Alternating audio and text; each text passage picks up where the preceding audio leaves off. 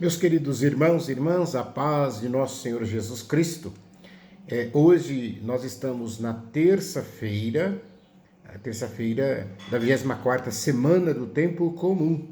E a liturgia de hoje vai nos levar a refletir sobre duas questões importantes. A primeira delas sobre os dons. Tá? Nós vemos que o apóstolo Paulo, nesta carta aos Coríntios, ele fala dos dons carismáticos. E aí eu gostaria de aproveitar para dizer que nós temos também no livro do profeta Isaías os chamados dons infusos. Os dons infusos são aqueles dons que nós aprendemos lá na catequese, né? Dom da ciência, da inteligência, do temor de Deus, da piedade. Então são dons infusos porque servem para a nossa santificação pessoal. Ao passo que aqui Paulo está falando dos dons carismáticos. São os dons que são colocados a serviço da comunidade. Então, não é para o pessoal, mas é para servir o outro. Então, a pessoa que tem o dom de milagre não é para fazer milagre para ela, é para fazer milagre para o outro. A pessoa que tem o dom da cura não é para impor a mão sobre si e se curar, mas é para curar os outros, é para orar pela cura dos outros. E assim sucessivamente, todos os dons que Paulo enumera. Mas o que ele coloca é que às vezes algumas pessoas, por ter um ou outro dom, se acham melhores do que as outras. Por isso que Paulo então vai fazer a comparação com o corpo humano. E aí ele vai dizer, a cabeça é Cristo, o mais importante é Cristo.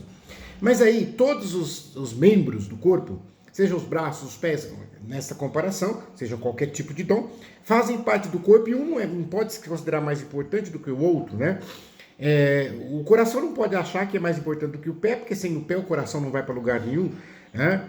As mãos enxugam o rosto e assim, quer dizer, é uma harmonia, cada um tem sua função, e as funções são diferentes, a função do fígado, do rim, etc. E tal. Então, quando Paulo, nessa leitura, coloca isso, é para dizer, não tem um mais importante do que o outro, todos nós fazemos parte do mesmo corpo, e quando um membro do corpo sofre, todo o corpo padece. Depois nós chegamos ao Evangelho, que fala, muito conhecido esse Evangelho, da viúva de Naim. Primeiramente, viúva de Naim, não que o marido dela chamasse Naim. Naim é o nome da cidade, então por isso que ela era da cidade de Naim, então era uma viúva da cidade de Naim. Outra coisa importante de nós esclarecermos aqui quando falamos desse evangelho, Jesus realizou 3 ressurreições. Então isso é bom a gente olhar. Quais foram elas? Jesus fez a ressurreição da filha de Jairo, a ressurreição de Lázaro, que é a mais conhecida, e agora essa de hoje, do filho da viúva de Naim. Isto por quê? Para mostrar que o principal motivo de Jesus ter vindo reencarnado, aliás, encarnado, a encarnação no seio da Virgem Maria, não foi para fazer ressurreição. Porque senão ele ficava sentado e ia passando uma fila de mortos para ele ressuscitar. Não. Jesus veio para anunciar o reino do Pai. Essa é a sua missão principal. Por isso nós só encontramos nos evangelhos essas 3. E outra coisa, na verdade eles tornam a vida carnal, porque depois eles vão morrer naturalmente. Aqui não é aquela ressurreição para a vida eterna, né? Então também é importante esclarecer isso. Em relação à viúva de Naim, é interessante notar que Jesus não ficou com compaixão do morto. Não, Jesus não olhou para o morto. Jesus olhou para a viúva e teve compaixão dela. Por quê? Porque na cultura deles, a mulher só tinha um filho único, que é o que você iria trabalhar para sustentá-la. Ora, se ela perde um filho como viúva, ela não podia trabalhar. Ela ia ter que viver de esmolas, ela ia ter que passar a pedir. Então, isso é muito importante nós também olharmos para isso, que em Cristo nós somos, nós nos movemos, ou seja, Cristo ele é o centro de tudo. Que lições nós tiramos, lições atuais deste Evangelho? Primeiro, quem são as viúvas de Naim? Eu diria que as viúvas de Naim hoje são as mães que estão com seus filhos na Cracolândia. Toda cidade tem sua Cracolândia. Não importa se maior ou menor. Estas mães sofrem. Os filhos que estão na Cracolândia são esses jovens que precisam da ressurreição, que precisam do amor de Deus, que se faz através das pessoas, que vai dizer para eles, levanta, anda, sai, deixa de ser zumbi, porque na verdade é muito triste, mas estão ali como que mortos, estão zumbizando. Então isso é importante nós olharmos para os filhos das mães que choram, porque estão na penitenciária, nos presídios. Eu não estou aqui julgando o crime cometido e pelo qual está pagando, mas eu estou olhando para o sofrimento das mães destes filhos que estão presos. E por fim, um outro detalhe interessante nesse evangelho é a comparação que a gente poderia fazer. O evangelho diz assim que vinha de um lado Jesus, os discípulos e uma multidão. Do outro lado, o morto, a viúva e também uma outra multidão. Nós temos aqui a procissão da vida e a procissão da morte. As duas procissões se encontram. Encontra o Senhor da vida, Jesus.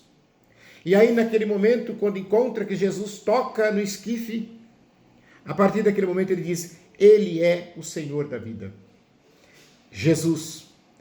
A ressurreição que ele faz e as outras também é para mostrar que Jesus está acima, que Jesus venceu a morte. Nós devemos entender justamente isso. Outra coisa importante a destacar neste 13 de setembro é que hoje a nossa igreja celebra a memória de São João Crisóstomo. Eu diria que, para mim, como padre da igreja, é fantástico os seus escritos.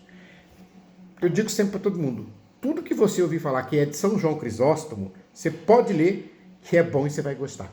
É profundo, teologicamente falando. Às vezes simples. E ele, São João Crisóstomo, recebeu um apelido de boca de ouro, porque ele falava com eloquência. Ele arrepiava as pessoas que o ouviam, ele transformava os seus corações, ele encarnava o Evangelho de Jesus Cristo.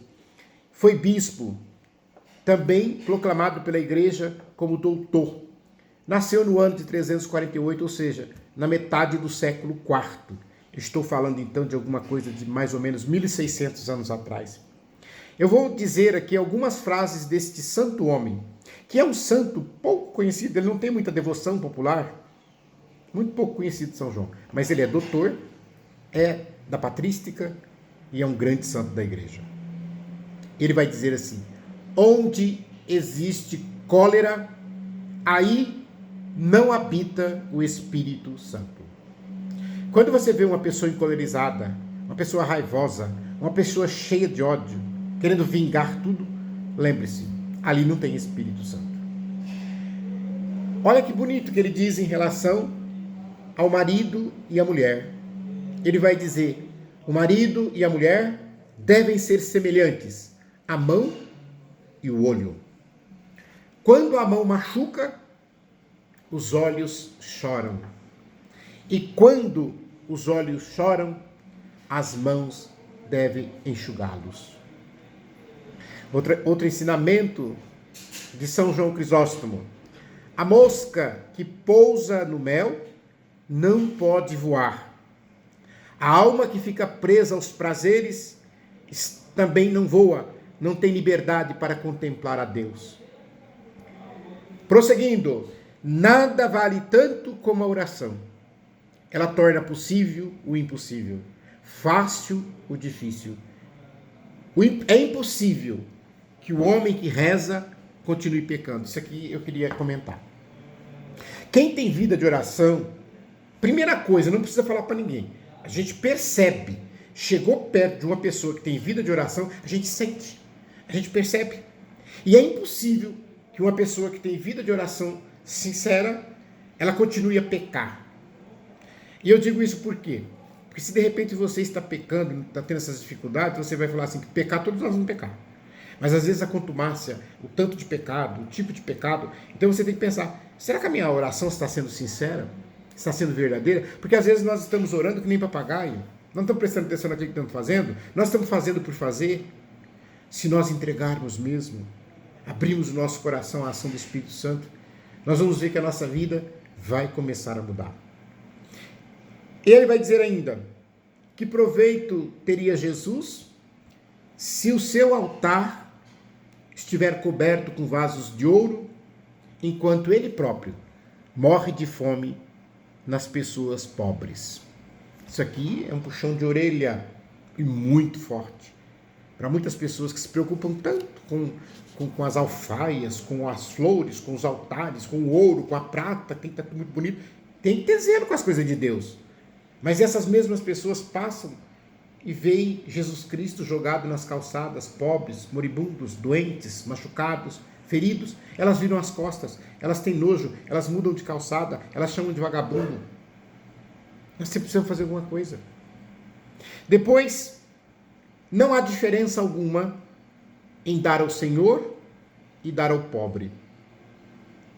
Pois ele mesmo disse: quem dá aos pequenos é a mim que dá.